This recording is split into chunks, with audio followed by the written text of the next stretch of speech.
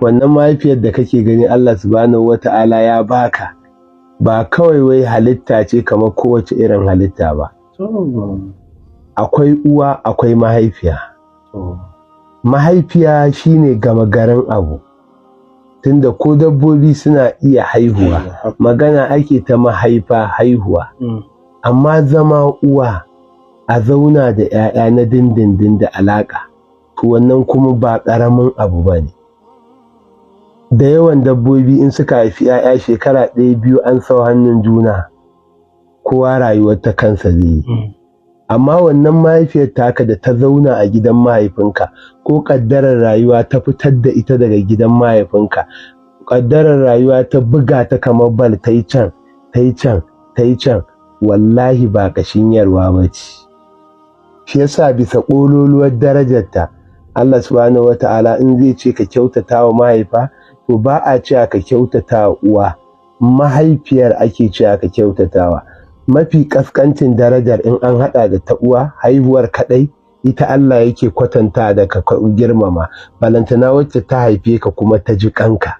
Shi yasa Allah a wasu ayoyinsa yake cewa anishkurli wal walidayya, ka gode wa Allah kuma ka gode wa mahaifanka. Haihuwar zalla aka faɗa, a gurin ne Allah ya faɗa wa hamlu wa fisalu, haihuwar da shayarwar ya faɗi tsawon lokacin, da kuma nauyin ɗaukan cikin.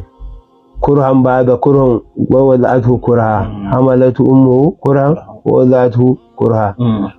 A wani to Allah yake faɗin wahalhalun shayarwar da ɗawainiyar, amma a mafiya yawan ayoyi haihuwar kaɗai mujarrada.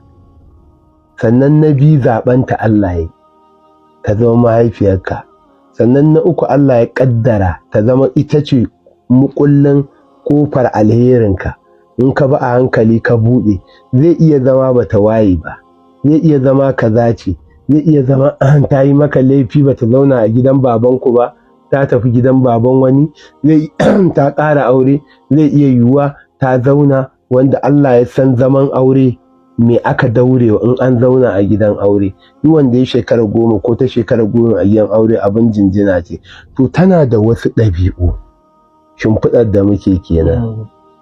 Tana da wasu ɗabi'u waɗanda za ka ga suna da wahalar a mu'amalance su, amma in ka tuna waɗancan abubuwan za ka tabbatar masoyiyarka ce ta asali, ita ce ƙarshen masoyiya a duniya.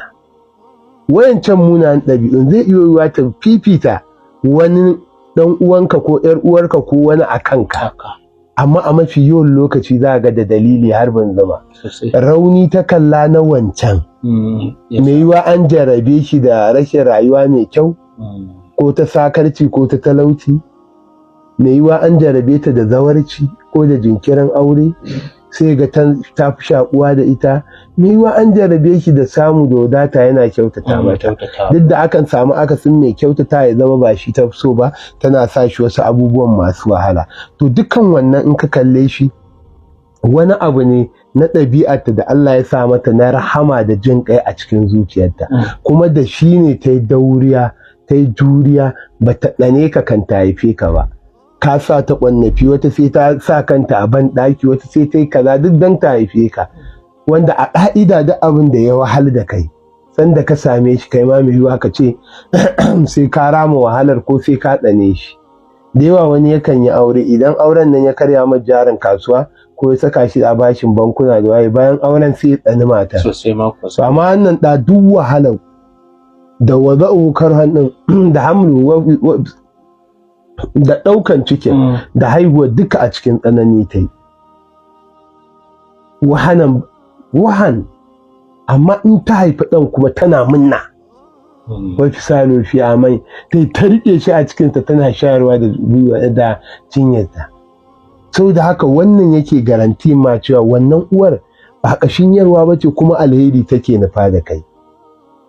Akwai da yawan lokaci da matasa za ku shiga yanayin da kowa yana ƙyanƙyaminku, za ga ban da uwa. Mahaifin ko taran zai ce ki je da 'ya'yanki kin lalata 'ya'ya, ko Allah ya ƙara an yi kaza. Ko kuma matashin ka shigo gida uban ya kore ka. Haka. Daga gida. Amma wallahi wata uwar sai an yi bacci za ta zo ta buɗe ƙofa ta ce shigo. So da haka tana bin ka bashin ka zama nagari.